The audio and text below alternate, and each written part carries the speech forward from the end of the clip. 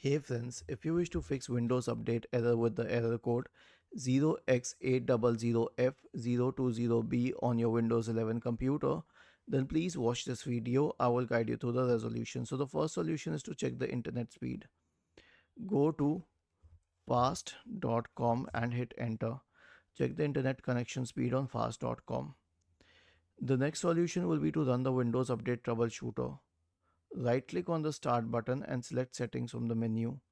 Go to the System tab, select Troubleshoot, select Other Troubleshooters, click on Run corresponding to the Windows Update Troubleshooter, and the last one is to reset Windows Update components.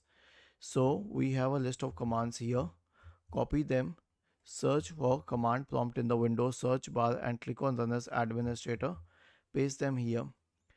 So it will stop the services associated with Windows updates. It will delete the Windows update profile. It will delete the contents of the software distribution in cat2 folders. It will re-register the DLLs. It will reset WinSock, and finally it will restart all the services. Was this helpful? If yes, then please subscribe to the channel. If not, then let us know in the comment section of the video on how we could help you further. Thank you for watching this video and have a nice day.